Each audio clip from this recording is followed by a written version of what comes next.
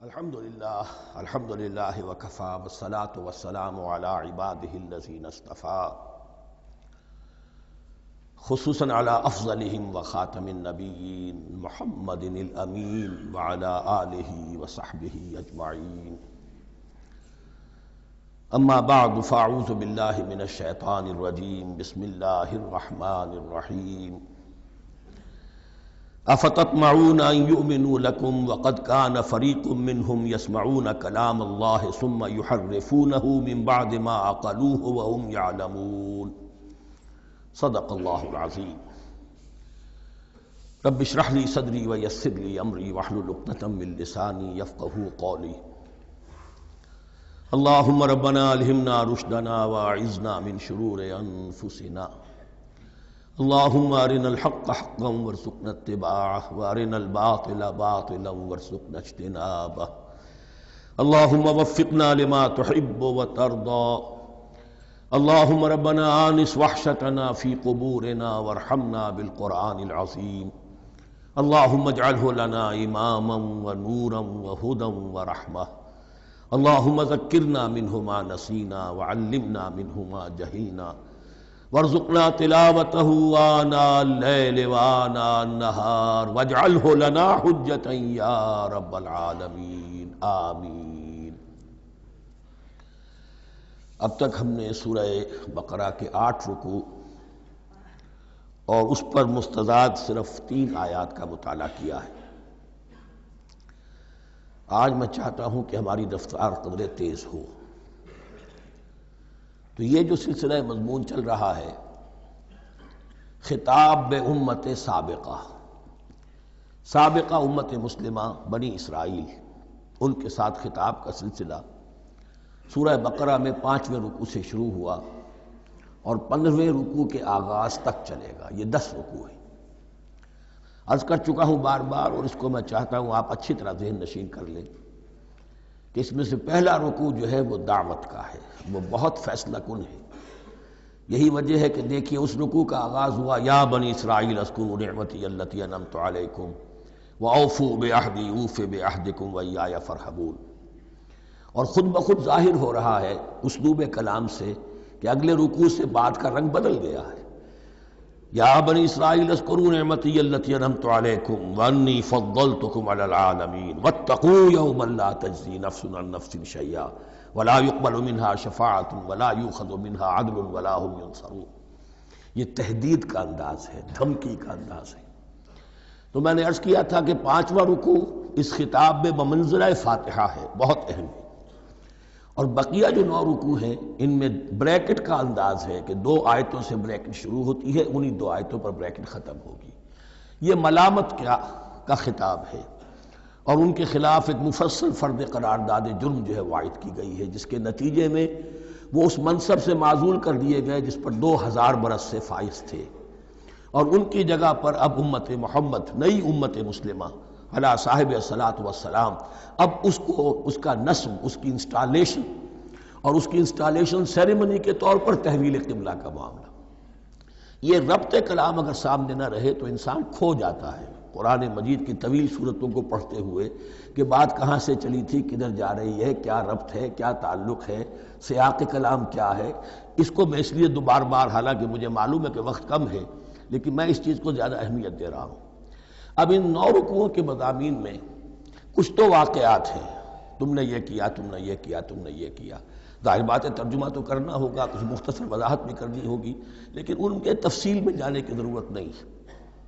لیکن آپ نے دیکھا کہ کچھ واقعات کے بعد پھر کچھ ایسے یونیورسل ٹروتھس بیان ہوئے ہیں، ایسے عظیم حقائق کہ جو ابدی حقائق ہیں، ان کا کسی وقت سے، کسی قوم سے، کسی خاص گروہ سے تعلق نہیں، وہ تو اصول ہیں، سنت اللہ ہم انہیں کہہ سکتے ہیں، یہ اللہ کے جو عام قوانین ہیں، قواعد ہیں اس کائنات میں۔ ایک تو قوانین ہے طبعیہ، فزیکل لاز، ایک مورل لاز ہے کہ جو اس دنیا میں اللہ تعالیٰ کی طرف سے کار فرما ہے۔ تو جہاں وہ مورل لاز آتے ہیں جنہیں آپ کہا کرتے تھے جب بچپن میں کہانی پڑھی اور کہانی کے بعد لکھا اس کا مورل لیسن کیا ہے، اس کہانی سے سبق کیا حاصل ہوا، تو تھوڑے تھوڑے وقفے کے بعد وہ آیات آتی ہیں کہ جو اس گویا کہ اس سلسلہ کلام کے اندر یہ انتہائی اہمیت کی حامل ہیں، اس لیے کہ وہ یونیورسل اہمیت کی حامل ہیں، اور ان میں در حقیقت ایک رہنمائی پوشیدہ ہے موجودہ امت مسلمہ کے لیے۔ مثلا جتنا حصہ ہم اب تک پڑھ چکے ہیں ان میں سے پہلے تو وہ آیت یاد کیجئے وَضُرِبَتْ عَلَيْهِمُ الذِّلَّةُ وَالْمَسْكَنَةُ وَبَاءُوا بِغَضَبٍ مِّنَ اللَّهِ۔ معلوم ہوا کہ ایسا ہو سکتا ہے کہ ایک امت مسلمان ہو، اس پر اللہ کے بڑے فضل ہوئے ہوں، بڑا اکرام ہوا ہو، بہت انعام ہوا ہو، پھر وہ اپنی بے عملی یا بد عملی کے باعث اللہ تعالیٰ کے غضب کی مستحق ہو جائے اور ذلت اور مسکنت اس پر تھوپ دی جائے۔ یہ ایک یونیورسل ٹروتھ وہاں سے نکل آیا کہ ہمیں سوچنا ہوگا، یہ ایک لمحہ فکریہ ہے امت مسلمہ کیا کہ کیا ہم تو کہیں آج اس پوزیشن میں نہیں ہیں۔ حدیث میں آپ کو سنا چکا ہوں لَيَأْتِيَنَّ عَلَىٰ أُمَّتِي مَا أَتَىٰ عَلَىٰ بَنِي إِسْرَائِيلَ حَسْبَ النَّعْلِ بِالنَّعْلِ۔ دوسرا اسی طرح کا یونیورسل ٹروتھ والا مقام تھا آخری جو ہم نے کل پڑھا ہے، ثُمَّ قَسَتْ قُلُوبُكُمْ وَهِيَ كَالْحِجَارَةِ أَوْ أَشَدُّ قَسْوَةً۔ کسی مسلمان امت کا یہ حال بھی ہو سکتا ہے کہ ان کے دل اتنے سخت ہو جائیں کہ سختی میں پتھروں کو اور چٹانوں کو مات دے جائیں۔ یہ بھی ایک کیفیت ہے جو سامنے آئی، حالانکہ قوم وہ ہے انی فضلتکم علی العالمین، از کجا تاب کجا، لیکن یہ حقیقت بھی ہمارے سامنے آئی کہ یہ چیزیں جو ہیں اپنی جگہ پر امکانات میں سے ہیں۔ البتہ یہاں ایک بات میں عرض کر دوں کہ اس قساوت قلبی میں پوری امت برابر مسلط جو ہے مبتلا نہیں ہوا کرتی ہے۔ اس میں امت کے جو قائدین ہوتے ہیں اور امت مسلمہ کے قائدین اس کے علماء ہوتے ہیں، سب سے زیادہ شدت کے ساتھ یہ خرابی ان میں آتی ہے، اس لیے کہ باقی لوگ تو پیروکار ہیں، پیچھے چلتے ہیں، وہ اعتماد کرتے ہیں کہ یہ ہے اللہ کی کتاب کے پڑھنے والے، یہ ہے تورات کے حامل، یہ جانتے ہیں، وہ ان کے پیچھے پیچھے چل رہے ہوتے ہیں۔ لیکن جو لوگ جان بوجھ کر اللہ کی کتاب میں تحریف کر رہے ہوں، انہیں تو پتہ ہے ہم کیا کر رہے ہیں۔ جو لوگ جان بوجھ کر حق کو پہچان کر اس کا انکار کر رہے ہیں، انہیں تو پتہ ہے کہ ہم کیا کر رہے ہیں۔ در حقیقت یہ سزا ان پر آتی ہے۔ یہ بات اب ان آیات میں جو آج ہم پڑھنے چلے ہیں بہت زیادہ واضح ہو جائے گی انشاءاللہ۔ فرمایا افتطمعون ان یؤمنوا لکم، تو اے مسلمانوں کیا تم یہ توقع رکھتے ہو کہ یہ ایمان لے آئیں گے تم پر، تمہاری بات مان لیں گے؟ ظاہر بات ہے مسلمانوں کو توقع تھی کہ مشرکین مکہ تو بہت دور تھے دین سے، توحید سے دور، رسالت کا کوئی تصور ہی نہیں، کتاب کوئی ان کے پاس تھی ہی نہیں۔ یہ تو یہود ہیں اور ان کے پاس تو کتاب رہی ہے، یہ موسیٰ کے ماننے والے ہیں، یہ توحید کے علم بردار ہیں، یہ آخرت کا بھی اقرار کرتے ہیں، تو انہوں کو جھٹپٹ مان لینا چاہیے۔ تو جو مسلمانوں کے دل میں، عام مسلمانوں کے دل میں جو حسن ظن تھا، اب در حقیقت یہ اس کو ایڈریس کیا جا رہا ہے، افتطمعون ان یؤمنوا لکم، تمہیں بڑی طمع ہے، کوشش ہے، تمہاری خواہش ہے، آرزو ہے، تمنا ہے، توقع ہے کہ یہ بات مان لے گے تمہاری۔ وَقَدْ كَانَ فَرِيقٌ مِّنْهُمْ يَسْمَعُونَ كَلَامَ اللَّهِ ثُمَّ يُحَرِّفُونَهُ مِن بَعْدِ مَا عَقَلُوهُ وَهُمْ يَعْلَمُونَ، جبکہ حال یہ ہے کہ ان میں سے ایک جماعت، ایک گروہ وہ بھی ہے کہ جو اللہ کے کلام کو سن کر پھر اس میں تحریف کرتا رہا ہے، اس کے بعد کہ اس کو سمجھ لیتا تھا اور اچھے جان بوجھ کر تحریف کرتا تھا۔ اب ظاہر بات وہ گروہ کون ہوں گے؟ علماء ہی تو ہیں نا۔ عام آدمی تو تحریف نہیں کر سکتا تھا، تحریف کرنے والے تو علماء تھے۔ افتؤمنون ان یؤمنوا لکم وقد کان فریق منهم یسمعون کلام اللہ ثم یحرفونہ من بعد ما عقلوہ وهم یعلمون واذا لقوا الذین آمنوا قالوا آمنا۔ اب دیکھیے ایک بات بڑی عجیب سامنے آئے گی کہ جس طرح منافقین مسلمانوں میں تھے، ایسے ہی منافقین یہود میں بھی تھے۔ یہود میں سے کچھ لوگ ایسے تھے کہ جب منکشف ہو گیا اور کچھ ان کی صالح فطرت بھی تھی، اب وہ آنا چاہتے تھے اسلام کی طرف، لیکن اپنے خاندان کو، گھر والوں کو، اپنے کاروبار کو، اپنے قبیلے کو چھوڑنا بھی ممکن نہیں تھا، اور قبیلوں کی سرداری جو ہے وہ ان کے علماء یہود کے پاس ہے۔ تو دل ان کے کچھ صاف ساتھ آ چکے تھے اہل ایمان کے، اور جب وہ اہل ایمان سے ملتے تھے تو کبھی کبھی باتیں بھی بتا، ہاں یہ بات جو محمد کہہ رہے یہ تورات میں لکھی ہوئی تھی، واقعی یہ بات یوں ہی تھی۔ اب اس کے بعد جب وہ جاتے تھے اپنے شیاطین کے پاس، وہی شیاطین ان کے علماء، ان کے بڑے سرکردہ لوگ، تو وہ جا کر انہیں ڈانٹ ڈپٹ کرتے تھے، بے وقوفو یہ کیا کر رہے ہو، تم یہ بات بتا رہے ہو انہیں تاکہ اللہ کے ہاں جا کر وہ تم پر حجت قائم کرے کہ انہیں پتا تھا اور پھر بھی انہوں نے نہیں مانا۔ اب یہ ان کا آپس کا مکالمہ ہو رہا ہے۔ وَإِذَا لَقُوا الَّذِينَ آمَنُوا قَالُوا آمَنَّا.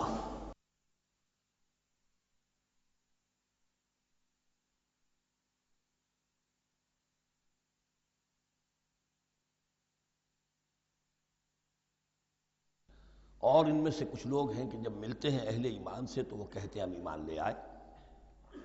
وَإِذَا خَلَا بَعْضُهُمْ إِلَىٰ بَعْضٍ، اور جب وہ خلوت میں ہوتے ہیں ایک دوسرے کے ساتھ، قالوا وہ کہتے ہیں اتحدثونہم، کیا تم بتا رہے ہو ان کو، بما فتح اللہ علیکم، وہ باتیں جو اللہ نے کھولی ہیں تم پر، لیحاجوکم بہ عند ربکم، کہ وہ تم پر حجت قائم کریں تمہارے رب کے پاس، کہ اللہ اس نے مانا تھا کہ ہاں تورات میں یہ ہے، تو تم ذرا عقل سے کام لو اور یہ حقیقتیں جو تورات کے ذریعے سے ہمیں معلوم ہے ان مسلمانوں کو مت بتاؤ.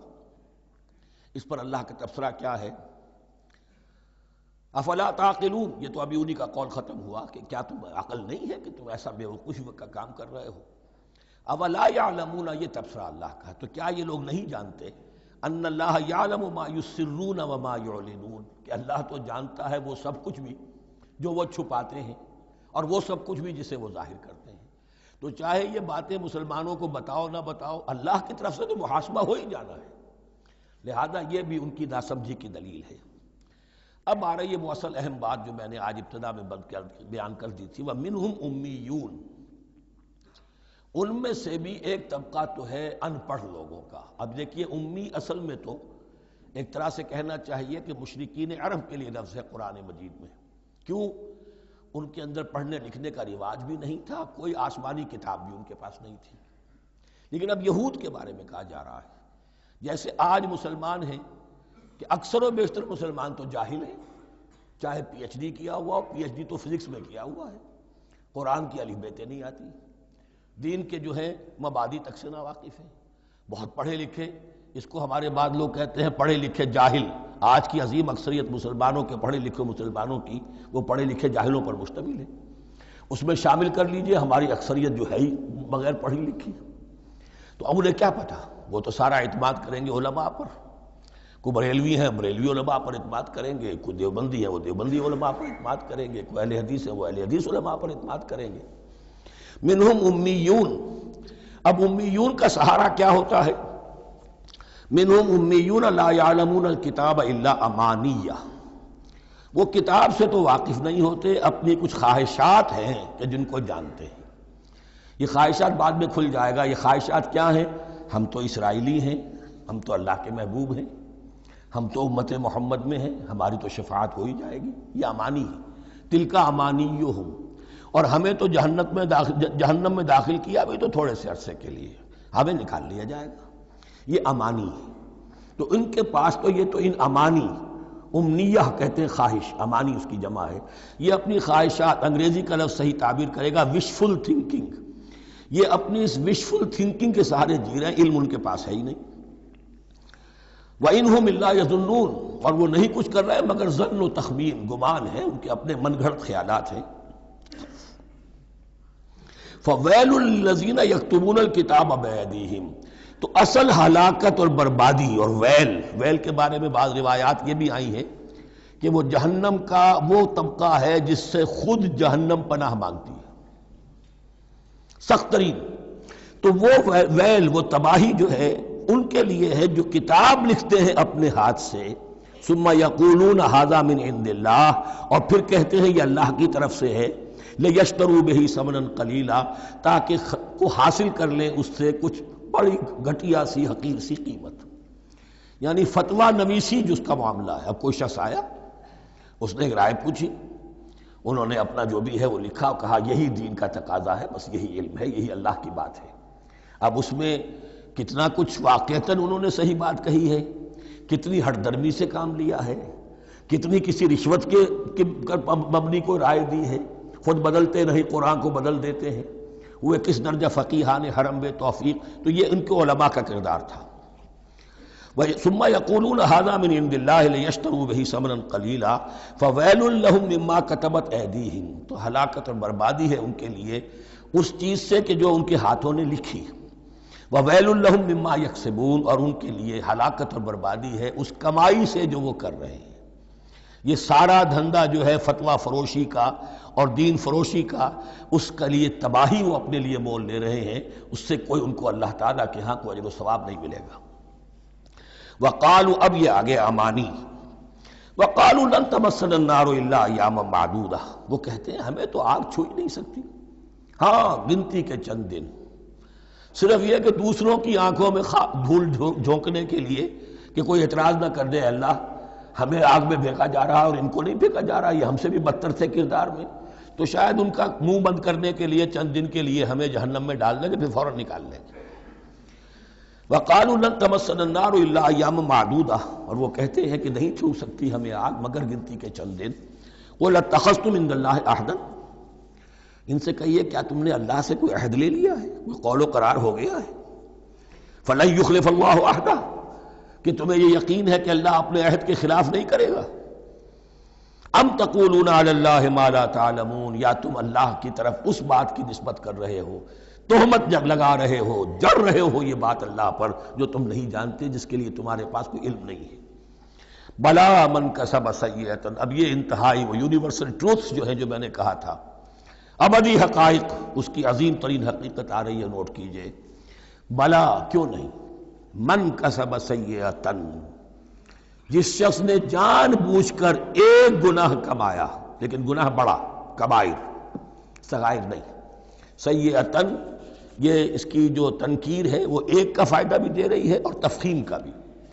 جس نے بھی جان بوجھ کر کسبا، ایک گناہ کمایا، فاحاطت بہ خطیئتہ، اور اس کی خطا نے اس کا گھیراؤ کر لیا، یعنی ایک ہی گناہ ہے، سود کھا رہا ہے، باقی نماز ہے، تہجد ہے، یہ ہے وہ ہے، لیکن اس ایک گناہ کی برائی بھی اتنی اس کے گرد جو ہے چھا جائے گی کہ پھر اس کی یہ ساری نیکیاں ختم ہو کر رہ جائیں، ایک گناہ۔ بلا من کسب سیئۃ واحاطت بہ خطیئتہ فاولئک اصحاب النار هم فیہا خالدون، اس میں ہمارے مفسرین نے یہ لکھا ہے کہ اس کی خطا کاری اتنی اس کے اوپر چھا جائے کہ ایمان کا کوئی اثر باقی نہ رہے۔ اور المعاصی برید الکفر، یہ علماء کے ہاں اصول ہے کہ یہ جو گناہ ہوتے ہیں یہ ڈاک ہے کفر کی، ہوتے ہوتے گناہ پر مداومت اگر اس پر چلتا ہے تو اصل میں ہوتے ہوتے ہوتا یہ ہے کہ اسے پتہ بھی نہیں ہوتا، وہ اپنے آپ کو مسلمان سمجھتا ہے، اندر سے ایمان ختم ہو چکا ہوتا ہے، دیمک کی طرح جو ہے وہ دروازے کی چوکھٹ جو ہے کھائی گئی، اوپر صرف ایک ونیئر لگا ہوا ہے جو نظر نہیں آ رہا۔ یہ عقل جو ہے اللہ نے دیمک کو بھی دی ہے کہ چھوٹی سی چھپٹی چھوڑ دینا تاکہ دھوکہ کھاتے رہیں لوگ گھر والے، باقی یہ کہ اندر سے کھوکھلا کر دیا۔ اولئک اصحاب النار، یہ آگ والے ہیں، ہم فیہا خالدون، جو اس میں ہمیشہ ہمیشہ رہیں گے۔ یہ ہے قاعدہ کلیہ، قرآن کا قطعی اور ابدی فیصلہ۔ والذین آمنوا وعملوا الصالحات، ہاں اس کے برعکس جو لوگ ایمان لائیں اور نیک عمل کریں۔ اب نیک عمل میں ہر شخص نے اپنا اپنا نظریہ بنا رکھا ہے، مراد نیک عمل قرآن مجید کا کیا ہے؟ دین کے سارے تقاضوں کو ادا کرنا، وہ نیک عمل ہوگا۔ آپ نے ایک نیکی لے لی، یتیم خانہ کھول دیا، بڑی فاؤنڈیشن بنا دی، بیواؤں کا انتظام ہو رہا ہے، لیکن کاروبار میں سودی لین دین ہے، جھوٹ ہے، فریب ہے، دھوکہ ہے، سب چل رہا ہے، تو یہ نہیں۔ دین کے تقاضے یہ بھی ہے کہ دین کو قائم کرنے کی جد و جہد میں لگو، اس کی شرائط پوری کرو۔ تو فرمایا والذین آمنوا وعملوا الصالحات اولئک اصحاب الجنہ ہم فیہا خالدون، وہ ہیں جنت والے اور وہ اس میں ہمیشہ ہمیشہ رہیں گے۔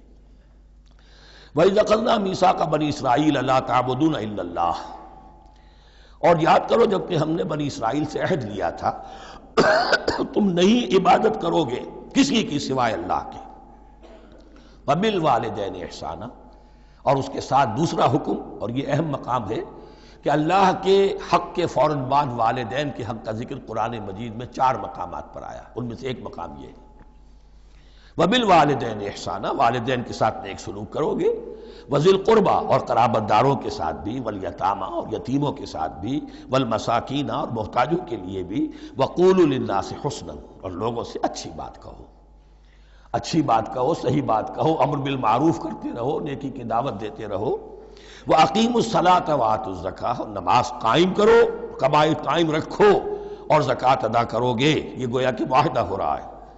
ثم تولیتم، پھر دیکھو تم نے اس سے پیٹھ موڑ لی، الا قلیلا منکم، سوائے تم میں سے تھوڑے سے لوگوں کے، وانتم معرضون، اور تم ہو ہی پھر جانے والے، تمہاری یہ عادت گویا کہ طبیعت ثانیہ ہے۔ اب ایک خاص مثال آ رہی ہے، اس کے بعد پھر ایک بہت بڑا یونیورسل ٹروتھ آئے گا۔ مثال کیا ہے؟ اللہ نے ان سے ایک عہد لیا تھا، وَإِذْ أَخَذْنَا مِيثَاقَكُمْ، ہم نے تم سے یہ عہد بھی لیا تھا، لا تسفکون دماءکم، دیکھو اپنا خون نہیں بہاؤ گے، یعنی آپس میں جنگ نہیں کرو گے، لڑو گے نہیں، تم بنی اسرائیل ایک وحدت بن کر رہو گے، جیسے کہ قرآن مجید میں آیا ہے انما المؤمنون اخوۃ، تم بھائی بھائی ہو، لا تسفکون دماءکم، اپنا خون نہیں بہاؤ گے، ولا تخرجون انفسکم من دیارکم، اور نہ ہی تم نکالو گے اپنے کچھ لوگوں کو ان کے گھروں سے۔ اب یہاں مجھے وضاحت کرنی پڑے گی ورنہ بات سمجھ میں نہیں آئے گی کہ جب حضرت یوشع ابن نون کی سرکردگی میں بنی اسرائیل نے فلسطین کو فتح کرنا شروع کیا، اور سب سے پہلے جیریکو فتح کیا گیا شہر، اس کے بعد جب سارا فلسطین فتح کر لیا تو انہوں نے ایک مرکزی حکومت قائم نہیں کی، 12 قبیلوں نے 12 حکومتیں بنا لی، جیسے 12 چشمے تھے پانی کے ویسی 12 حکومتیں۔ اب ظاہر بات ہے جہاں 12 حکومتیں ہوں گی تو وہ طوائف الملوکی جس کو کہتے ہیں، آپس کی کھٹ پٹ ہوتی تھی، جنگیں ہوتی تھی، پھر ان میں سے ایک دوسرے پر حملہ کر کے وہاں کے لوگوں کو نکال باہر کرتے تھے، بھاگنے پر مجبور کر دیتے تھے، تو یہ تھی ان کی کیفیت۔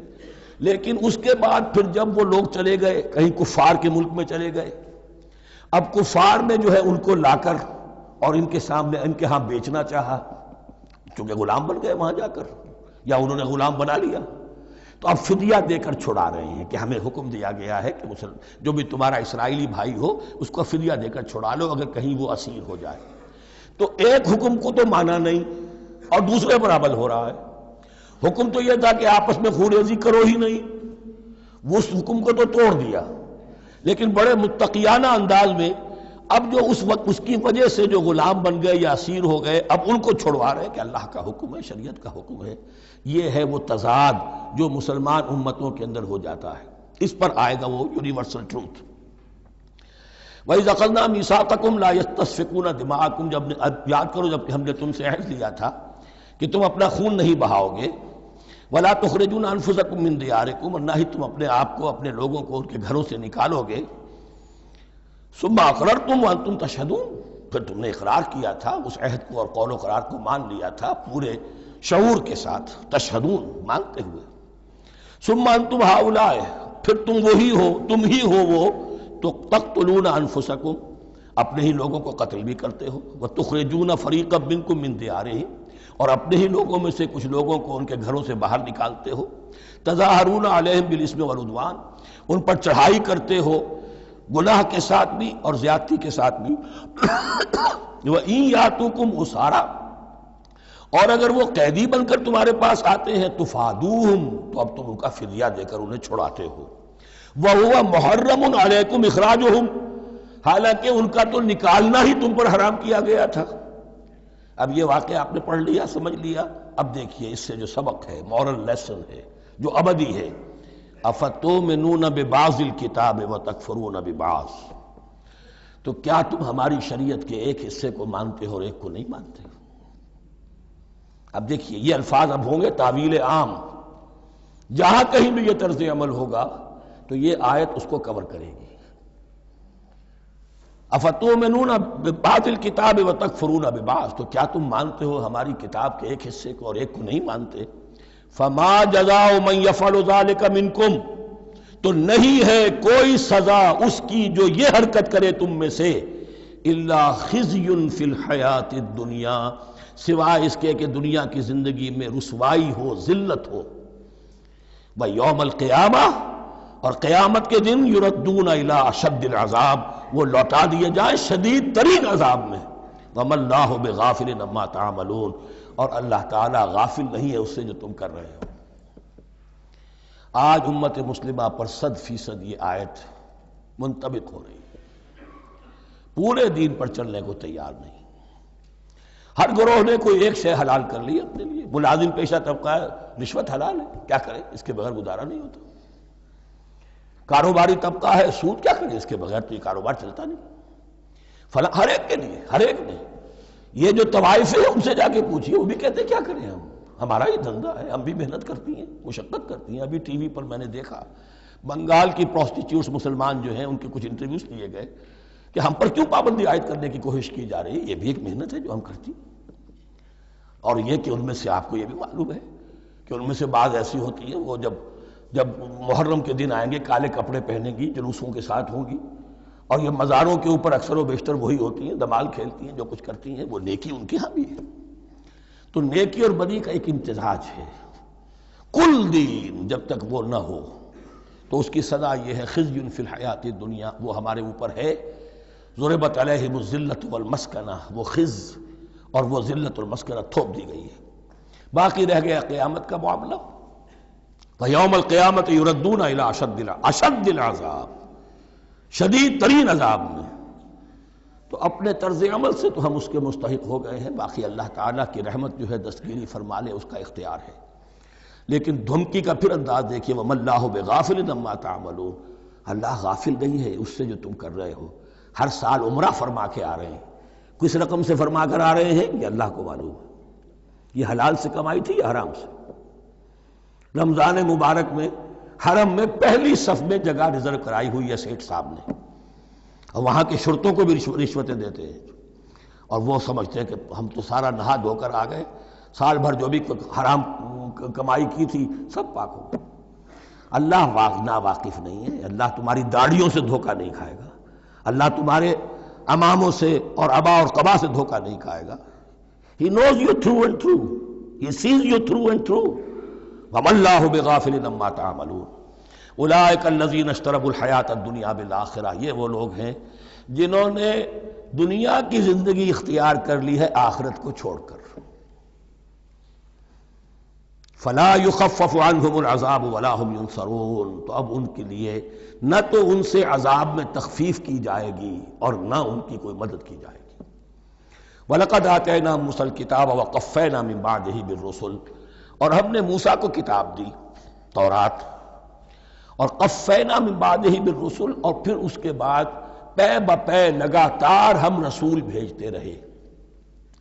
ایک بات نوٹ کر لیجئے گا، لفظ رسول اور لفظ نبی میں کچھ فرق ہے، اس وقت تفصیل میں جانے کا موقع نہیں ہے، لیکن یہ تین جوڑے الفاظ کے ایسے ہیں قرآن مجید کی اصطلاحات کے کہ وہ تینوں مترادف کے طور پر بھی استعمال ہو جاتے ہیں اور علیحدہ علیحدہ اپنا مفہوم بھی رکھتے ہیں۔ اور اس کا ایک اصول یہ علماء نے بنایا ہے کہ اذا اجتمع تفرقا واذا تفرقا اجتمع۔ ایک ہے ایمان اور اسلام، اب یہ بھی مسلم مومن ایک ہی شے ہے، لیکن یہ کہ ایک شے تو نہیں ہے، کچھ فرق بھی ہے۔ کہیں جہاں ان دونوں الفاظ کو لایا جائے گا بالمقابل تو فرق نظر آ جائے گا، لیکن عام طور پر مسلم کی جگہ مومن، مومن کی جگہ مسلم استعمال ہو جائے گا۔ call the rose by any name it will smell as sweet۔ اس طرح جہاد اور قتال کا معاملہ ہے، دو الفاظ ہیں، مختلف ہیں، مفہوم جدا بھی ہے لیکن ایک دوسرے کی جگہ آ بھی جائیں گے۔ تیسرے نبی اور رسول، فرق ہے، ہر نبی رسول نہیں ہوتا، ہر رسول نبی ہے، یعنی نبی عام ہے، رسول خاص ہے۔ نبی کو جب کسی خاص قوم کی طرف معین طور پر بھیج دیا جاتا ہے تب وہ رسول ہو جاتا ہے، اس سے پہلے اس کی حیثیت ایک ولی اللہ کی ہے، بہت اعلیٰ درجے کا اللہ کا دوست اور ولی جس پر وحی آ رہی ہے۔ عام ولی اللہ میں اور نبی میں فرق یہ ہے، ان پر وحی آتی ہے، ان پر وحی نہیں آتی۔ لیکن اس نبی کو اگر اب آپ بھیج دیں گے کہ جاؤ اذهب الى فرعون، اب وہ رسول ہو گئے، جاؤ اب مدین کی طرف، الى مدین اخاہم شعیبا، اب رسول ہو گئے۔ تو یہ فرق ہے نبی اور رسول کا۔ جیسے آپ کے ہاں سی ایس پی کارڈر ہے، اب وہ ڈی سی بھی لگ سکتا ہے، کہیں وہ جوائنٹ سیکرٹری لگا ہوا ہے، کہیں ناپسندیدہ آدمی ہے تو او ایس ڈی لگایا ہوا ہے کہیں، لیکن اس کا کارڈر برقرار رہے گا، سی ایس پی تو ہے۔ اسی اعتبار سے ہر نبی ہر حال میں نبی ہے، لیکن اس کو اضافی کیفیت ملتی ہے رسول کی۔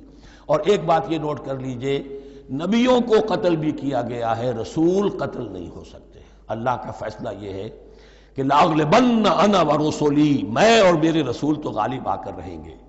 جب بھی کسی قوم نے کسی رسول کی جان لینے کی کوشش کی ہے اس قوم کو برباد کر دیا گیا اور رسول اور اس کے ساتھیوں کو بچا لیا گیا۔ یہ معاملہ ہوا ہے اللہ کا تمام رسولوں کے ساتھ، نبیوں کے ساتھ نہیں۔ حضرت یحییٰ نبی تھے، قتل کر دیے گئے. حضرت عیسیٰ رسول تھے، قتل نہیں کیے جا سکتے تھے، ان کو زندہ آسمان پر اٹھا لیا گیا. اب وہی دوبارہ آئیں گے. تو رسول جو ہے وہ قتل نہیں ہوتا. اور اسی اعتبار سے حضور کی بڑی گہری تمنا تھی، لَوَدِدتُّ أَنْ أُقْتَلَ فِي سَبِيلِ اللَّهِ ثُمَّ أُحْيَا ثُمَّ أُقْتَلَ ثُمَّ أُحْيَا. میری بڑی خواہش ہے میں اللہ کی راہ میں قتل ہو جاؤں، پھر زندہ کیا جاؤں، پھر قتل کیا جاؤں، پھر اللہ کی راہ میں پھر زندہ کیا جاؤں، پھر قتل کیا جاؤں. لیکن اللہ نے یہ خواہش آپ کی پوری نہیں کی، اس لیے کہ آپ اللہ کے رسول تھے. اب یہاں نوٹ کیجئے گا، یہاں لفظ رسول تو آ گیا ہے لیکن یہ نبی کے معنی میں ہے. قَفَّيْنَا مِن بَعْدِهِ بِالرُّسُلِ، اس لیے کہ رسول حضرت موسیٰ کے بعد حضرت عیسیٰ ہی ہے. درمیان میں پروفٹس ہیں، یہ prophets of the Old Testament, یہ انبیاء ہیں، لیکن ان کے لیے لفظ رسول آ گیا ہے. وَآتَيْنَا عِيسَى ابْنَ مَرْيَمَ الْبَيِّنَاتِ وَأَيَّدْنَاهُ بِرُوحِ الْقُدُسِ، اور ہم نے عیسیٰ کو بڑی واضح نشانیاں دیں. حصی معجزات جتنے حضرت مسیح کو دیے گئے ہیں ویسے اور کسی نبی کو نہیں دیے گئے. یہ بعد میں تذکرہ آ جائے گا سورہ آل عمران میں. اور ہم نے مدد کی ان کی روح القدس کے ساتھ، حضرت جبرائیل کی خاص تائید انہیں حاصل تھی. ظاہر بات ہے، میں نے عرض کیا ہے کہ جو معجزہ ہوتا ہے وہ کسی نبی کی اپنی طاقت سے اس کا ظہور نہیں ہوتا، رسول کے کسی طاقت سے، یا کرامت کسی ولی اللہ کے اپنے اختیار میں نہیں ہوتی، یا اللہ کی طرف سے. اور اس کے لیے ظہور جو ہوتا ہے وہ فرشتوں کے ذریعے سے. أَيَّدْنَاهُ بِرُوحِ الْقُدُسِ أَفَكُلَّمَا جَاءَكُمْ رَسُولٌ بِمَا لَا تَهْوَىٰ أَنفُسُكُمْ. اب یہاں پر تبصرہ ہو رہا ہے جو بھی کچھ یہود نے کیا حضرت مسیح کے ساتھ، وہ چونکہ معلوم ہے اس کا تذکرہ نہیں کیا، صرف اس پر تبصرہ ہو رہا ہے. تو جب بھی کبھی تمہارے پاس کوئی رسول آیا، بِمَا لَا تَهْوَىٰ أَنفُسُكُمْ، وہ چیز لے کر جو تمہارے جیوں کو، تمہارے من کو بھائی نہیں، اچھی نہیں لگی، استکبرتم، تم نے استکبار کیا. وہی استکبار جو عزازیل نے کیا تھا اور ابلیس بن گیا. ابا واستکبر. استکبرتم ففریقا کذبتم وفریقا تقتلون. تو کچھ کو تو تم نے صرف ان کی تردید ہی کی اور کچھ کو تم نے قتل بھی کیا. تقتلون، تو یہ انبیاء کے قتل ہو سکتا ہے. اور نمبر 2 ایک رائے یہ دی گئی ہے، تقتلون جو ہے قتل تم نہیں آیا ہے، یہ فعل مضارع ہے، اور فعل مضارع کے اندر ایک فعل جاری رہتا ہے، ختم نہیں ہوتا. گویا کہ تم قتل کرنے کی کوشش کرتے رہے. بعض لوگوں کی تو جان کے در پہ ہو گئے. وَقَالُوا قُلُوبُنَا غُلْفٌ، اور انہوں نے کہا ہے کہ ہمارے دل تو غلافوں کے اندر بند ہیں. یہ اس کو ملائیے پہلی آیت جو آج ہم نے پڑھی ہے، أَفَتَطْمَعُونَ أَن يُؤْمِنُوا لَكُمْ. تو اے مسلمانوں، کیا تم یہ توقع رکھتے ہو اور چاہتے ہو کہ یہ تمہاری بات مان لیں گے؟ ان کی اس خواہش کے جواب میں جو وہ کہتے تھے وہ یہ قول ہے، وَقَالُوا قُلُوبُنَا غُلْفٌ، ہمارے دل غلافوں میں ہیں، میاں تمہاری بات ہم پر اثر نہیں کر سکتی، جاؤ کسی اور سے بات کرو. آج بھی آپ کو یہ الفاظ سننے کو مل جائیں گے، قلوبنا غلف، ہمارے دل تو غلافوں میں ہیں، بڑے مضبوط ہیں، مستحکم ہیں، تمہاری بات اس میں گھر کر ہی نہیں سکتی. بل لعنہم اللہ بکفرہم، یہ ہے تبصرہ. جس کو یہ کہہ رہے ہیں کہ ہمارے دل محفوظ ہیں اور غلافوں میں ہیں، حقیقت میں تو ان پر لعنت ہو چکی ہے اللہ کی طرف سے ان کے کفر کی وجہ سے. فقلیلا ما یؤمنون، تو واقعتاً اب کم ہی ہوں گے ان میں سے جو ایمان لائیں گے. وَلَمَّا جَاءَهُمْ كِتَابٌ مِّنْ اللَّهِ مُصَدِّقٌ لِّمَا مَعَهُمْ. اب یہاں پر ذکر ہو رہا ہے خود حضور صلی اللہ علیہ وسلم کا. اور جب آ گئی ان کے پاس کتاب اللہ کے پاس سے، یعنی یہ قرآن، مصدق لما معہم، جو اس کی تصدیق کرتے ہوئے آیا جو ان کے پاس ہے. میں اس کی وضاحت کر چکا ہوں. قرآن ایک طرف تصدیق کرتا ہے تورات اور انجیل کی، اور دوسری طرف وہ مصداق بن کر آیا ہے تورات اور انجیل کی پیشن گوئیوں کا.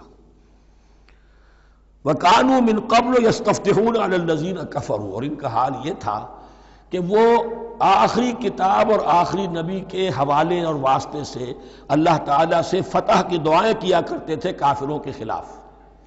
ہوتا کیا تھا کہ یہ 3 قبیلے مدینے میں آ گئے کہ جو یہودی تھے، بنو قینقاع، بنو نذیر اور بنو قریظہ. اسی میں وہاں رہتے تھے اوس اور خزرج جو یمن سے آئے تھے، اصل عربی قبائل تھے. پھر آس پاس کے قبائل بھی تھے، وہ سب کے سب امیین میں سے تھے، ان کے پاس نہ کوئی کتاب، نہ کوئی شریعت، نہ کسی نبوت سے آگاہ.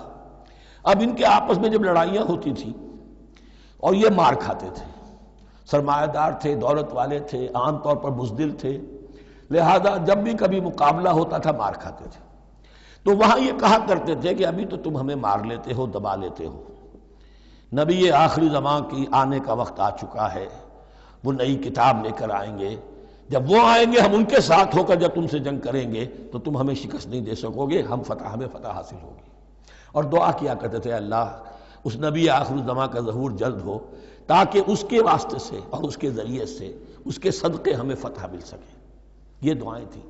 چونکہ خزرج اور اوس کے لوگوں نے ان کی یہ دعائیں سنی ہوئی تھیں، یہی وجہ ہے کہ حج میں سن 11 نبوی کے حج میں یا سن 10 نبوی کے حج میں جب وہاں پر 6 آدمیوں سے حضور نے بات کی جو خزرج کے تھے سب کے سب، انہوں نے کلنکھیوں سے ایک دوسرے کو دیکھا، معلوم ہوتا ہے یہ وہی نبی ہیں جن کا ذکر یہ یہودی کرتے ہیں، تو اس سے پہلے کہ وہ ایمان لائے تم ایمان لے آؤ۔ گویا کہ وہ علم بالواسطہ طور پر جو انہیں پہنچا تھا وہ ان کے لیے کتنا بڑا سرمایہ بن گیا، ان کی نجات کا ذریعہ بن گیا۔ اور وہ علم جو ان کے پاس تھا تعصب کی وجہ سے اور تکبر کی وجہ سے وہ اسی طرح رہ گئے۔ فَذَهَبَ اللَّهُ بِنُورِهِمْ وَتَرَكَهُمْ فِي ظُلُمَاتٍ لَا يُبْصِرُونَ صُمٌّ بُكْمٌ عُمْيٌ فَهُمْ لَا يَرْجِعُونَ۔ وَلَمَّا جَاءَهُمْ كِتَابٌ مِّنْ عِندِ اللَّهِ مُصَدِّقٌ لِّمَا مَعَهُمْ وَكَانُوا مِن قَبْلُ يَسْتَفْتِحُونَ عَلَى الَّذِينَ كَفَرُوا فَلَمَّا جَاءَهُم مَّا عَرَفُوا كَفَرُوا بِهِ، تو جب ان کے پاس آ گئے وہ چیز جسے انہوں نے پہچان لیا پھر انہوں نے کفر کیا۔ فَلَعْنَةُ اللَّهِ عَلَى الْكَافِرِينَ، تو اللہ کی لعنت ہے ایسے کافروں پر۔ بِئْسَ مَا اشْتَرَوْا بِهِ أَنفُسَهُمْ أَن يَكْفُرُوا بِمَا أَنزَلَ اللَّهُ بَغْيًا أَن يُنَزِّلَ اللَّهُ مِن فَضْلِهِ عَلَىٰ مَن يَشَاءُ مِنْ عِبَادِهِ۔ بہت بری شے ہے جس کے عوض کہ انہوں نے اپنی جانوں کو فروخت کر دیا، یعنی دنیا کا حقیر سا نفع، یہاں کی حقیر سی مسندیں، یہاں کا جو بھی چودراہٹیں ہیں، جو بھی ان کی حیثیت ہے، صرف اس کا قربانی دینے کو تیار نہیں، یہی تو سبب ہے، اس کی وجہ سے کفر کر رہے ہیں پہچان کر۔ تو بری ہے وہ شے جس کے لیے انہوں نے اپنے آپ کو بیچ دیا۔ ان یکفروا، کہ وہ کفر کر رہے ہیں اس وجہ سے، بما انزل اللہ بغیًا، جو اللہ نے نازل فرمایا ہے، اور کفر کیوں کر رہے ہیں اس زدم زدہ میں، ان ینزل اللہ من فضلہ علی من یشاء من عبادہ، کہ اللہ تعالیٰ نے نازل کر دیا ہے اپنے اس فضل میں سے اپنے بندوں میں سے جس پر چاہا۔ وہ اس امید میں تھے کہ وہ اسرائیلی ہی ہوگا۔ جب 1400 برس تک نبوت ہمارے پاس رہی، اب فترت کا زمانہ ہے، 600 برس گزر گئے، اب آخری نبی آنا ہے، ان کو گمان یہ تھا وہ ہم میں سے ہی ہوگا۔ یہاں یہ ہوا کہ یہ رحمت اللہ کی اور یہ فضل جو ہے بنی اسماعیل پر ہو گیا۔ اس کی وجہ سے زدم زدہ بغین، اس بغین کے لفظ کو اچھی طرح نوٹ کر لیجئے، یہ اختلاف جو ہوتا ہے دین میں اس کا اصل سبب یہ بغین کا لفظ آئے گا بار بار قرآن مجید میں۔ یہ بغین کیا ہے؟ جسے عہد حاضر کے ایک خاص جو مکتب فکر ہے سائیکالوجی کا، ایڈلر کا، اس میں یہ قرار دیا گیا ہے کہ انسان کے جو موٹیوز ہیں، جو اس کا انسٹنکٹس ہیں، ان میں ایک بہت پاورفل موٹیو جو ہے to dominate, urge to dominate. میں اس کی بات کیوں مانوں، یہ کیوں نہ میری مانے، یہ ڈومینیشن۔ تو بغین، بغیہ کے معنی بھی ہے حد سے بڑھنا، تجاوز کرنا۔ تو وہ اپنی حد سے بڑھ کر دوسروں کے اوپر روب گاٹھنے کے لیے یہ سارا انہوں نے کیا، اس وجہ سے کہ بنی اسماعیل کے ایک شخص محمد صلی اللہ علیہ وسلم پر اللہ تعالیٰ نے یہ رحمت نازل فرما دی۔ فَبَاءُوا بِغَضَبٍ عَلَىٰ غَضَبٍ، تو وہ لوٹے غضب پر غضب لے کر، یعنی تہ بر تہ غضب ہے ان پر اللہ تعالیٰ کا۔ وَلِلْكَافِرِينَ عَذَابٌ مُّهِينٌ، اور ایسے کافروں کے لیے اہانت آمیز، مہین اہانت سے بنا ہے، اہانت آمیز عذاب ہے۔ وَإِذَا قِيلَ لَهُمْ آمِنُوا بِمَا أَنزَلَ اللَّهُ، اور جب ان سے کہا جاتا ایمان لاؤ اس پر جو اللہ نے نازل فرمایا، قَالُوا نُؤْمِنُ بِمَا أُنزِلَ عَلَيْنَا، ہم ایمان رکھتے ہیں اس پر جو ہم پر نازل ہوا۔ وَيَكْفُرُونَ بِمَا وَرَاءَهُ، اور وہ کفر کر رہے ہیں جو اس کے پیچھے ہے۔ انہوں نے انجیل کا کفر کیا، حضرت مسیح کو نہیں مانا۔ انہوں نے محمد کا کفر کیا ہے صلی اللہ علیہ وسلم، اور قرآن کو نہیں مانا۔ وَهُوَ الْحَقُّ مُصَدِّقًا لِمَا مَعَهُمْ، اور وہ کفر کر رہے ہیں حالانکہ وہ حق ہے، سچ ہے، درست ہے، اور تصدیق کرتے ہوئے آیا ہے اس کی جو ان کے پاس ہے۔ قل، اے نبی ان سے کہیے، فَلِمَ تَقْتُلُونَ أَنبِيَاءَ اللَّهِ، یہاں وہ لفظ واضح ہو گیا، تو پھر کیوں تم قتل کرتے رہے ہو اللہ کے نبیوں کو، من قبل، اس سے پہلے۔ ایسے ہی حق پرست ہو، ایسے ہی جو کچھ تم پر نازل کیا گیا اس پر ایمان رکھنے والے ہو، تو تم نے نبیوں کو کیوں قتل کیا؟ تم نے زکریا کو کیوں قتل کیا علیہ الصلوۃ والسلام؟ تم نے یحییٰ کو کیوں قتل کیا علیہ الصلوۃ والسلام؟ تمہارے تو ہاتھ جو ہے نبیوں کے خون سے آلودہ ہیں۔ فَلِمَ تَقْتُلُونَ أَنبِيَاءَ اللَّهِ مِن قَبْلِ إِن كُنتُم مُؤْمِنِينَ، اگر واقعتاً تم ایمان والے ہو۔ وَلَقَدْ جَاءَكُم مُوسَىٰ بِالْبَيِّنَاتِ، تمہارے پاس موسیٰ آئے تھے کھلی تعلیمات لے کر، واضح معجزے لے کر۔ ثُمَّ اتَّخَذْتُمُ الْعِجْلَ مِن بَعْدِهِ، پھر تم نے اس کے بعد اس کی غیر حاضری میں بچڑے کو اپنا معبود بنا لیا۔ وَأَنْتُمْ ظَالِمُونَ، اور تم ظالم ہو۔ وَإِذْ أَخَذْنَا مِيثَاقَكُمْ وَرَفَعْنَا فَوْقَكُمُ الطُّورَ، یاد کرو جب کہ ہم نے تم سے عہد لیا تھا اور تمہارے اوپر کوہ طور کو معلق کر دیا تھا۔ خُذُوا مَا آتَيْنَاكُمْ بِقُوَّةٍ، پکڑو اس کو مضبوطی کے ساتھ جو ہم نے تمہیں دیا ہے۔ وَاسْمَعُوا، اور سنو۔ قَالُوا سَمِعْنَا وَعَصَيْنَا، انہوں نے کہا ہم نے سنا اور نافرمانی کی۔ یہ ان کی ایک اور بیماری تھی، الفاظ کو ذرا سا چکر دے کر ایسے پڑھنا کہ مفہوم جو ہے بالکل بدل جائے۔ کوئی اعتراض کرے تو کہے گا کوئی شخص کہ اپنے کانوں کا جا کے میل نکلوائیے، میں نے تو اطعنا کہا تھا، آپ کو عصینا سننے میں آ گیا۔ لیکن وہ اپنے لوگ جو ہوتے تھے ان کے منافقوں کے، اور آپس میں جو ہوتے تھے وہی منافق اس وقت حضرت موسیٰ کے ساتھ، کردار تو ایک ہی رہا ہے ہمیشہ سے۔ اس کردار کے لوگ جو ہیں یہ حرکتیں کرتے تھے، اور پھر ان سے سرزنش کی جاتی کہ بھائی ہم نے تو کہا تھا سمعنا واطعنا، آپ کے اپنی سماعت میں کوئی خلل ہوگا۔ قالوا سمعنا وعصینا، ہم نے سنا اور ہم نے رد کیا، نافرمانی کی۔ وَأُشْرِبُوا فِي قُلُوبِهِمُ الْعِجْلَ بِكُفْرِهِمْ، اور ان کے اس کفر کی پاداش میں یا کفران نعمت کی سزا کے طور پر ان کے دلوں میں بچھڑے کی محبت اور تقدس جو ہے وہ پلا دیا گیا۔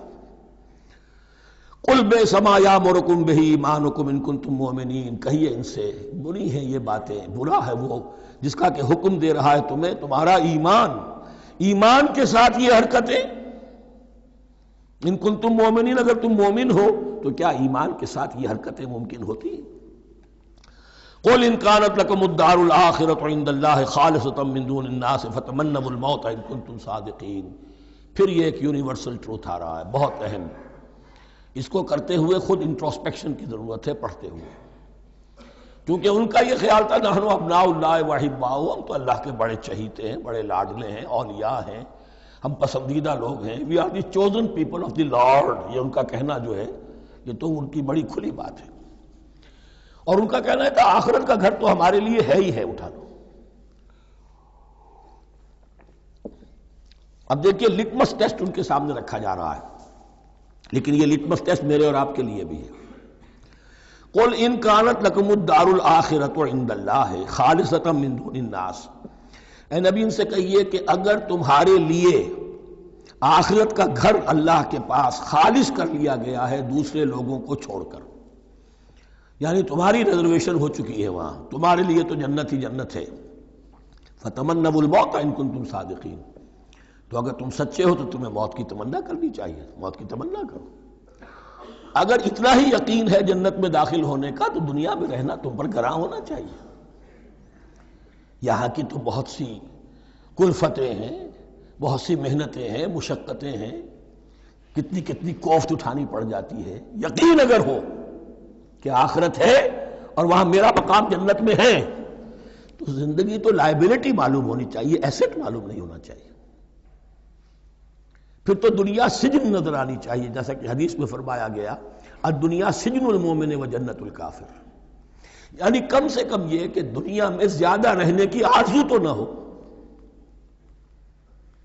یہ کم سے کم ہے۔ آخرت پر ایمان، اور اگر اپنا معاملہ اللہ کے ساتھ خلوص پر ہے، دھوکے بازی پہ نہیں ہے، بل الانسان علی نفسہ بصیرہ، ہر انسان کو معلوم ہے میں کہاں کھڑا ہوں۔ آپ کا دل آپ کو بتا دے گا آپ اللہ کے ساتھ دھوکے بازی کر رہے ہیں یا آپ کا معاملہ اللہ کے ساتھ خلوص و اخلاص پر مبنی ہے۔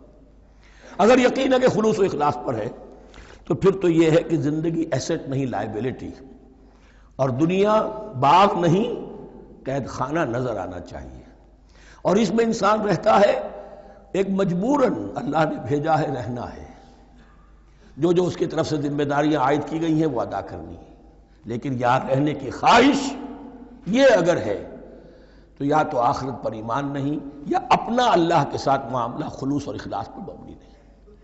دس از دی لٹمس ٹیسٹ. فَتَمَنَّوُا الْمَوْتَ إِن كُنتُمْ صَادِقِينَ وَلَن يَتَمَنَّوْهُ أَبَدًا، اور یہ ہرگز نہیں کریں گے تمنا اس کی موت کی، بِمَا قَدَّمَتْ أَيْدِيهِمْ، بسبب ان کرتوتوں کے جو ان کے ہاتھوں نے آگے بھیجے ہوئے ہیں. ہر شخص کو معلوم ہے میں نے کیا کمائی کی ہے، کیا بھیجی ہے. وَاللَّهُ عَلِيمٌ بِالظَّالِمِينَ، اور اللہ ان ظالموں سے بخوبی واقف ہے. وَلَتَجِدَنَّهُمْ أَحْرَصَ النَّاسِ عَلَىٰ حَيَاةٍ، اور تم انہیں دیکھو گے اس دنیا کی زندگی پر تمام انسانوں سے بڑھ کر حریص ہے. وَمِنَ الَّذِينَ أَشْرَكُوا، یہاں تک کہ مشرکوں سے زیادہ حریص ہے. اور یہ بات صحیح ہے. اہل ایمان کے ساتھ مقابلہ مشرکین نے کیا، کھل کر میدان میں آ کر کیا، ڈٹ کر کیا، اپنی جانیں اپنے باطل معبودوں کے لیے قربان کی. یہودی نہیں لڑ سکے، من ورائے جدر، فصیلوں کے پیچھے سے اور ادھر سے، لیکن سامنے آ کر مقابلہ نہیں کر سکے، اس لیے کہ انہیں جانیں بہت عزیز تھی. وَلَتَجِدَنَّهُمْ أَحْرَصَ النَّاسِ عَلَىٰ حَيَاةٍ وَمِنَ الَّذِينَ أَشْرَكُوا، حتیٰ یہ کہ مشرکین سے بھی زیادہ یہ دنیا کی زندگی کے حریص ہیں. يَوَدُّ أَحَدُهُمْ لَوْ يُعَمَّرُ أَلْفَ سَنَةٍ، ان میں سے ہر ایک کی یہ خواہش ہے کہ کسی طرح اس کی عمر 1000 برس ہو جائے. وَمَا هُوَ بِمُزَحْزِحِهِ مِنَ الْعَذَابِ أَن يُعَمَّرَ، اور اگر ان کو معمر کر بھی دیا جائے، طویل زندگی دے بھی دی جائے، تو عذاب سے تو چھٹکارا نہیں ملے گا. آخرت تو بالآخر تو آنی ہے. واللہ بصیر بما یعملون، اور اللہ دیکھ رہا ہے جو کچھ کہ وہ کر رہے ہیں. قل من کان عدوا لجبریل فإنہ نزلہ علی قلبک. اب جیسا کہ میں نے عرض کیا کہ ان کا خیال یہ تھا کہ آخری نبوت کا وقت تو قریب ہے، ہوگا وہ کوئی اسرائیلی، ہوگا ہم میں سے. معاملہ ہو گیا تلپٹ. اللہ نے ان کی آزمائش اتنی بڑی کر لی کہ جنہیں حقیر سمجھتے تھے، بڑی امیین ہیں، ان پڑھ ہیں، نہ ان کے پاس کتاب، نہ کوئی شریعت، نہ کوئی قانون، نہ کوئی ضابطہ، کچھ بھی نہیں. اللہ نے ان میں سے ایک آدمی کو، ایک شخص کو چن لیا. لہذا ان کے لیے اب ان کے اندر دشمنی پیدا ہوئی. کس سے؟ گالیاں دینے لگے حضرت جبرائیل کو. اس نے دشمنی کی ہے ہمارے ساتھ، آ تو رہا تھا پیغام ہم میں سے کسی کے لیے، لے گیا ادھر. اور یہ بات آپ کو شاید بڑی عجیب لگے، لیکن یہ کہ شیخ احمد سرہندی رحمۃ اللہ علیہ نے اپنے مکاتیب میں یہ لکھا ہے کہ اہل تشیع کا ایک فرقہ ایسا بھی رہا ہے، میں نہیں جانتا کہ آج بھی ہے یا نہیں ہے، جس کو غرابیہ کہتے تھے. غرابیہ، ان کا عقیدہ یہ تھا کہ حضرت محمد صلی اللہ علیہ وسلم اور حضرت علی رضی اللہ تعالی عنہ، ان کی ارواح بالکل ایک دوسرے کے ایسے مشابہ تھیں جیسے ایک کوا دوسرے کوے کے مشابہ ہوتا ہے. غراب کوے کو کہتے ہیں. تو جبریل دھوکہ کھا گئے. وہ وہی اللہ نے بھیجی تھی علی کے لیے، لے گئے محمد کے پاس صلی اللہ علیہ وسلم. تو یہ بات جو شیخ احمد سرہندی کی لکھی ہوئی غرابیہ فرقہ ان کا، مجھے یہ نہیں معلوم کہ اب بھی ہیں یا نہیں ہے، لیکن یہ بات یہود کے ہاں جو ہے وہ موجود تھی. اور بات جان لیجئے، لَيَأْتِيَنَّ عَلَىٰ أُمَّتِي مَا أَتَىٰ عَلَىٰ بَنِي إِسْرَائِيلَ حَسْبَ النَّعْلِ بِالنَّعْلِ، اس کی حقیقت اور سے اور منکشف ہوتی چلی جائے گی. تو اب یہاں فرمایا قُلْ مَنْ كَانَ عَدُوًّا لِجِبْرِيلَ، اے نبی کہہ دیجئے جو کوئی بھی دشمن ہو گیا ہو جبرائیل کا، فَإِنَّهُ نَزَّلَهُ عَلَىٰ قَلْبِكَ بِإِذْنِ اللَّهِ، تو اس نے تو نازل کیا ہے اس قرآن کو آپ کے دل پر اللہ کے حکم سے. جبرائیل کا اپنا اختیار تو نہیں تھا. مصدقا لما بین یدیہ، اور یہ تصدیق کرتے ہوئے آیا ہے اس کی جو اس کے سامنے موجود ہے. وہدی وبشریٰ للمؤمنین، اور ہدایت اور بشارت ہے اہل ایمان کے لیے. اور اس کے بعد اب فرمایا جا رہا ہے کہ اللہ اور اس کے رسول اور اس کے ملائکہ یہ ایک آرگینک ہول ہیں، یہ ایک جماعت ہے. ان میں کوئی رکھنا نہیں ہو سکتا، ان میں کوئی اختلاف نہیں ہو سکتا. اگر کوئی جبریل کا دشمن ہے تو وہ اللہ کا دشمن ہے، اگر کوئی اللہ کے سچے رسول کا دشمن ہے تو وہ اللہ کا دشمن ہے، جبریل کا بھی دشمن ہے. من کان عدوا للہ وملائکتہ ورسلہ وجبریل ومیکال فإن اللہ عدو للکافرین. تو کان کھول کر سن لو، جو کوئی بھی دشمن ہے اللہ کا اور اس کے فرشتوں کا اور اس کے رسولوں کا اور جبرائیل کا اور میکائیل کا، تو اللہ تعالیٰ کی طرف سے بھی اعلان ہے کہ اللہ ایسے کافروں کا دشمن ہے. وَلَقَدْ أَنزَلْنَا إِلَيْكَ آيَاتٍ بَيِّنَاتٍ، اور اے نبی ہم نے آپ کی طرف نازل کر دی ہیں روشن آیات. وَمَا يَكْفُرُ بِهَا إِلَّا الْفَاسِقُونَ، اور انکار نہیں کرتے ان کا مگر وہی کہ جو سرکش ہے. وَمَا يُضِلُّ بِهِ إِلَّا الْفَاسِقِينَ، تیسرے رکوع میں جو سورہ بقرہ کے الفاظ آئے تھے. اب کلما عہدوا عہدا نبذہ فریق منہم، تو جب بھی کبھی انہوں نے کوئی عہد کیا، اللہ سے میثاق کیا، اللہ کے رسولوں سے کوئی عہد کیا، نبذہ فریق منہم، ان میں سے ایک گروہ نے اس معاہدے کو پھینک دیا اٹھا کر، بل اکثرہم لا یؤمنون، بلکہ ان کی اکثریت جو ہے ایمان سے خالی ہے، جیسا کہ حال آج امت مسلمہ کا ہے۔ مسلمان ہیں، ایمان حقیقی، ایمان قلبی، یقین والا ایمان وہ کتنوں کو حاصل ہے؟ ڈھونڈ اب ان کو چراغ رخ زیبا لے کر۔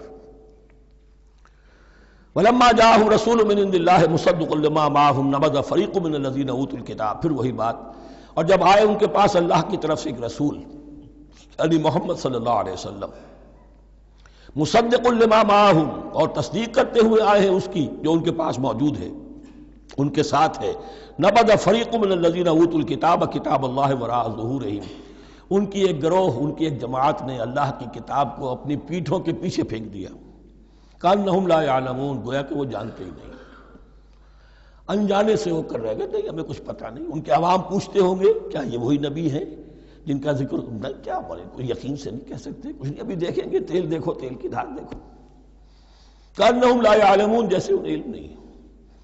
وَاتَّبَعُوا مَا تَتْلُو الشَّيَاطِینُ عَلَىٰ مُلْکِ سُلَیمان، اب ایک اور حقیقت نوٹ کیجئے، جب کسی مسلمان امت میں دین کی اصل حقیقت، اصل تعلیمات سے بہت پیدا ہوتا ہے تو رجحان کدھر ہو جاتا ہے؟ جادو، ٹونا، ٹوٹکا، تعویذ، عملیات، قرآن کی عملیات۔ قرآن اترا تھا کسی اور کے لیے، کام کے لیے، یہ اس کو ذریعہ بناتے ہیں دشمن کو زیر کرنے کے لیے۔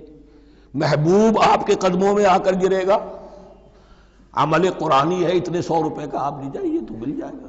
یہ دندے ہمارے ابھی چل رہے ہیں، خوب چلتے ہیں، اور میں سمجھتا ہوں کہ سب سے زیادہ فلرشنگ کاروبار جو ہے وہ اس طرح کا ہے۔ ہینگ لگے نہ پھٹکڑی، نہ آپ کو کوئی اس میں محنت کرنے کی ضرورت ہے، نہ اس کے اندر آپ کو انویسٹ کرنے کی ضرورت ہے، اور کاروبار چلتا ہے۔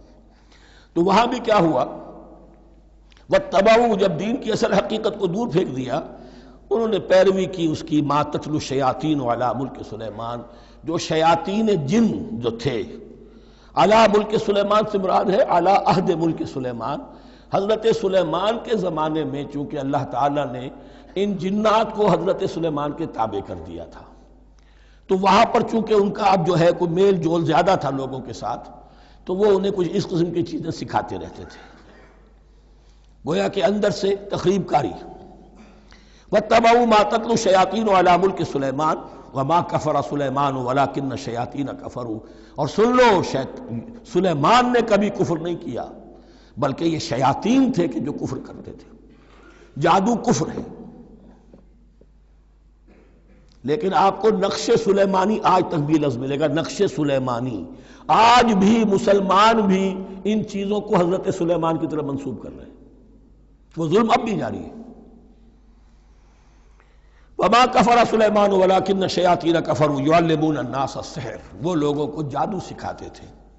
وَمَا أُنزِلَ عَلَى الْمَلَكَيْنِ بِبَابِلَ هَارُوتَ وَمَارُوتَ، اور جو کچھ نازل کیا گیا 2 فرشتوں پر، ہاروت اور ماروت پر، بابل میں۔ بابل یہ ہے پرانا عراق، بیبلونیا۔ نبوکدنضر بھی بیبلونیا کا بادشاہ تھا، نمرود بھی بیبلونیا کا بادشاہ تھا، عراق کے بادشاہوں کا لقب ہی تھا نمرود، نماردہ اس کی جمع ہے۔ تو حضرت سلیمان کی حکومت جب تھی تو وہاں پر یہ لوگ جنات جو ہیں وہ اس قسم کی تخریب کاری کر رہے تھے، تو اللہ تعالیٰ نے آخری آزمائش کے لیے 2 فرشتوں کو زمین پر اتارا، اور وہ انسانی شکل میں لوگوں کو جادو سکھاتے تھے، بتاتے بھی جاتے تھے دیکھو جادو کفر ہے، ہم سے مت سیکھو، لیکن اس کے باوجود لوگ سیکھتے تھے، تو گویا کہ ان پر اتمام حجت ہو گیا کہ اب ان کے اندر خباثت جو ہے پوری طریقے سے گھر کر چکی ہے۔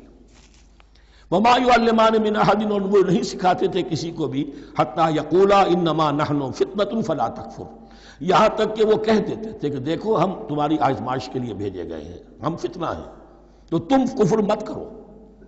فَيَتَعَلَّمُونَ مِنْهُمَا مَا يُفَرِّقُونَ بِهِ بَيْنَ الْمَرْءِ وَزَوْجِهِ، تو وہ سیکھتے تھے ان دونوں سے وہ شے کہ جس کے ذریعے سے تفریق کر سکیں ایک شخص اور اس کی بیوی کے درمیان، تفرقہ ڈالنا گھروں کے اندر، فساد۔ اب بھی یہ عورتوں کے اندر یہ کام بڑی تیزی کے ساتھ چلتے ہیں، تعویذ اور دھاگے اور کیا کوئی گنڈے چلتے ہیں۔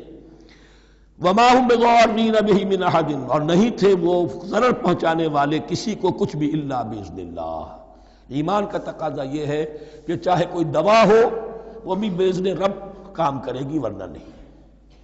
کوئی اور اسباب طبیعیہ ہیں، ان کے بھی اثرات ظاہر ہوں گے اگر اللہ چاہے گا، اس کے بغیر کچھ نہیں ہو سکتا۔ جادو کا بھی اثر ہوگا تو اللہ کے اذن سے ہوگا۔ تو بندہ مومن کو ڈٹے رہنا چاہیے اور مقابلہ کرنا چاہیے۔ وما هم بضارین بہ من احد الا باذن اللہ ویتعلمون ما یضرهم ولا ينفعهم، اور وہ سیکھتے تھے ان سے وہ چیزیں جو ان کے لیے مضرت بخش تھیں، ضرر پہنچانے والی، اور انہیں نفع نہیں پہنچاتی تھی۔ وَلَقَدْ عَلِمُوا لَمَنِ اشْتَرَاهُ مَا لَهُ فِي الْآخِرَةِ مِنْ خَلَاقٍ، حالانکہ یہ بات ان کے علم میں آ چکی تھی کہ جس نے بھی اس چیز کو حاصل کیا، جادو سیکھا، اس کا پھر آخرت میں کوئی حصہ نہیں ہے۔ وَلَبِئْسَ مَا شَرَوْا بِهِ أَنفُسَهُمْ، اور بری تھی وہ چیز جس کے لیے انہوں نے اپنے آپ کو فروخت کر دیا۔ لَوْ كَانُوا يَعْلَمُونَ، کاش کہ انہیں علم ہوتا۔ وَلَوْ أَنَّهُمْ آمَنُوا وَاتَّقَوْا، اور اگر وہ ایمان رکھتے اور تقوی کی روش اختیار کرتے، لَمَثُوبَةٌ مِّنْ عِندِ اللَّهِ خَيْرٌ، تو بدلہ پاتے اللہ کی طرف سے بہت ہی اچھا، بہت خیر۔ لَوْ كَانُوا يَعْلَمُونَ، کاش کہ ان کو معلوم ہوتا۔ یا ایھا الذین آمنوا لا تقولوا رائنا وقولوا انظرنا واسمعوا، اب ایک اور مثال ان کی، وہ تو تھے منافقین بنی اسرائیل جن کا ذکر ہوا، سمعنا وعصینا۔ اب یہاں یہ منافقین جو یہاں پر مسلمانوں میں شامل ہو گئے تھے، یہود کے زیر اثر لوگ، اور آ گئے ہیں مسلمانوں میں بھی۔ اب ان کا معاملہ کیا تھا؟ جب حضور صلی اللہ علیہ وسلم کی محفل میں بیٹھتے تھے تو جیسے ہوتا ہے، آپ نے کوئی بات فرمائی تو اگر فرض کیجئے کہ ادھر کے لوگوں نے نہیں سنی، بات سمجھ میں نہیں آئی، تو وہ ان سے درخواست کرتے تھے رعاینا، حضور ذرا ہماری رعایت کیجئے، بات کو دوبارہ دہرا دیجئے، ہماری سمجھ میں نہیں آیا۔